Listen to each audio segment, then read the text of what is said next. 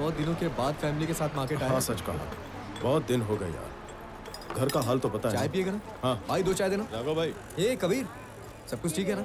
आज बहुत दिनों के बाद दिखाई दिया, काफी बिजी हो गया लगता है। अरे ऐसी कोई बात नहीं भाई, अब ठीक है ना? हाँ हाँ ठीक। अरे क्या बताऊं, गांव गांव घूमना पड़ता है, उसी में सारा टाइम निकल जाता है। अभी कहीं देख लो, मेडिसिन के लिए ही टाउन आया हूँ। मतलब बहुत बिजी है। हाँ भाई आपके पिता के बारे में अभी पता चला, पर आप घर पे नहीं थे। अरे भाई,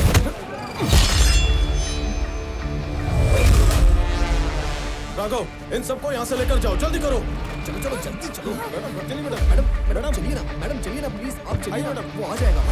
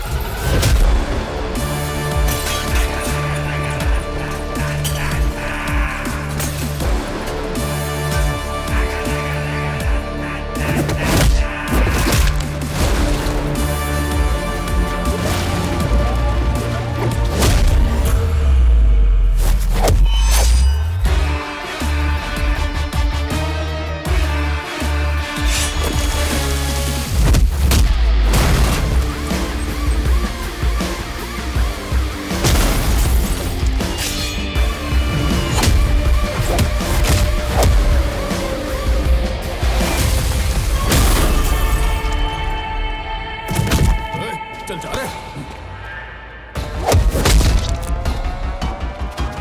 देख क्या रहा है, वो भी जा।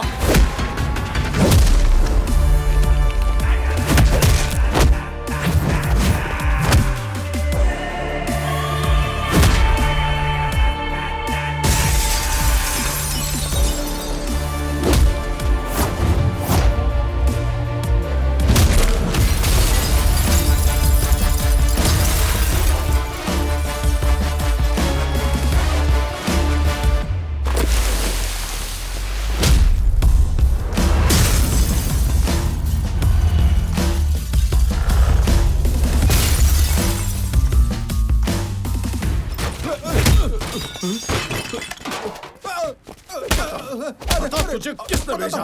बता, मुंह खोल, बोल, बोल किसने भेजा?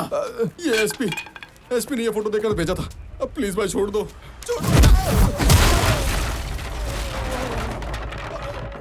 अरे भाई रुको, मैं आ रहा हूँ।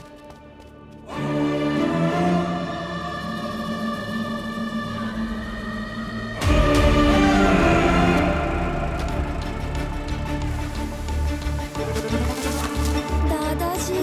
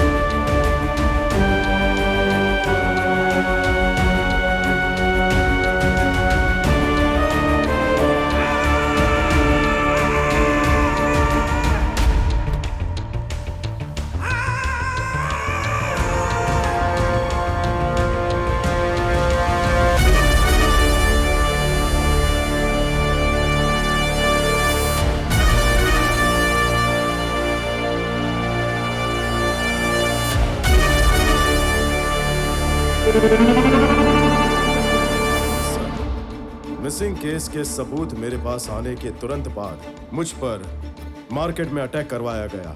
तहकीकात करने के बाद मुझे अंदर के खुफिया राज पता चले।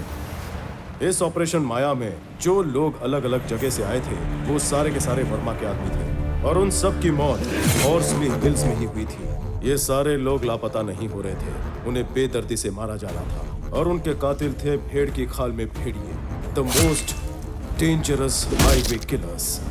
अफसोस इस गैंग का एक मेंबर मेरा छोटा भाई अनंत था और उस गैंग का लीडर एक डॉक्टर है जो बहुत ही खूंखार और खतरनाक है, मेरे स्कूल का जूनियर कबीर।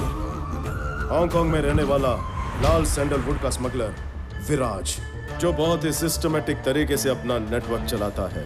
और इसी विराज का 4000 टन लाल चंदन शेषाचलम के पोर्ट से निकलकर मैंगलुरु पोर्ट तक ले जाने का सीक्रेट ऑपरेशन एसपी की मदद से पूरे जोर शोर से हो रहा था। और उस लालची एसपी देवानंद की नजर विराज के 1000 करोड़ के असाइनमेंट पर पड़ी और फिर इसने जन्म दिया हाईवे किलर्स गैंग को। और हमारे एसपी देवानंद इस किलर गैंग की तहकीकात करने का नाटक कर रहा था। सरकारी वैन का इस्तेमाल करके अपने काम को अंजाम दे रहा था। वर्मा के कहने पर वो जानबूझकर गाड़ियों को रोकता, ड्राइवर्स और वर्कर्स को बेरहमी से मार देता था। उसके बाद चोरी की हुई लॉरी और कंटेनर्स को करीब के जंगलों में लेकर जाते। आखिरी कंटेनर लोड करके जब वर्मा निकल रहा था तो उसने देखा कि उसका एक कंटेनर उल्टी दिशा में जा रहा था। उसे पता चला कि कंटेनर किलर गैंग के कब्जे में था। जंगल में उसका सामना किलर गैंग से हुआ। तुम लोग यहाँ पर क्या कर रहे हो? कंटेनर क्यों बदल रहे हो? कौन हो तुम लोग, बताओ मुझे। यार कुछ तो गड़बड़ है। ए वर्मा, मैंने इसको कहीं देखा है यार। अरे क्या कर रहे हो? प्लीज इसे मत मारो, छोड़ दो इसे। कंटेनर को चुराने के बाद लॉरी और इंसान को वो लोग दफन कर देते थे। इलाका जंगल के बीच होने की वजह से इसकी भनक किसी को नहीं लगती थी। और तो और इस खेल में दूर दराज के गांव के बूढ़े दंपत्ति के बच्चे भी बलि चढ़ गए थे। ये सब कुछ होते हुए गांव के एक बूढ़े आदमी ने अपनी आंखों से देखा। बीवी को बचाने के लिए वो उस गांव से भाग गया। कुछ दिन बाद वो अपने बच्चों की लाश ढूंढने वापस जंगल के रास्ते निकला। हाईवे किलर्स वर्मा और सुरेंद्र को मौत के घाट उतार रहे थे। ये देखकर बूढ़ा डर गया। हॉर्सली हिल्स को ही उसने अपना घर बना लिया। मौका मिलते ही उसने 2-3 हाईवे किलर्स को मौत के घाट उतार दिया। और जिस दिन उसने अनंत को मेरी गाड़ी में देखा, उसने अनंत को पहचान लिया। दूसरे हाईवे किलर की तरह अनंत को मौत के घाट उतारने के लिए उसने एक्सीडेंट की प्लानिंग की। और जब मैंने उस बुजुर्ग आदमी से बात करने की कोशिश की तब उसने मुझे सच्चाई बताई। अनंत भी मर गया और पिताजी भी नहीं रहे। सैकड़ों लोगों की जान लेने वाले हाईवे किलर्स बेखौफ घूम रहे थे और दूसरी तरफ देवानंद ने लाल चंदन की लकड़ी काटने वाले वर्कर्स को अपने रास्ते से बड़ी बेरहमी से हटाया। These criminals will be punished, no matter what, even though there is no evidence. I will do that, sir. Damn it.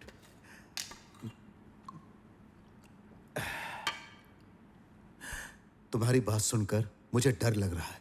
कोई भी सबूत नहीं है। एसपी देवानंद देश छोड़कर भागने वाला है, ये तुम्हारे जिला कलेक्टर किशोर ने बताया। एनीवे, सीएम साहब ने अभी के अभी red sanders anti smuggling task force बनाकर तुम्हें अपने अधिकार से हेड अपॉइंट करने के लिए कहा है। ज्यादा समय नहीं है। कुछ भी करने के लिए किसी से पूछने की जरूरत नहीं। कल ही चार्ज ले लो। नहीं सर, मुझे थोड़ा और टाइम चाहिए। क्यों रामाराव? ये तो इजी है। फिर तुम्हें क्यों टाइम चाहिए? करना क्या चाहते हो तुम? Duty sir. अभी तक गवर्नमेंट ऑफिसर की हैसियत से कानून के दायरे में रहते हुए मैंने हमेशा अपनी ड्यूटी की है सर। लेकिन आज से, इसी वक्त से ये रामाराव अपनी ड्यूटी धर्म के लिए करेगा। मतलब? I am going to hunt them. असली खेल तो अब शुरू हुआ है।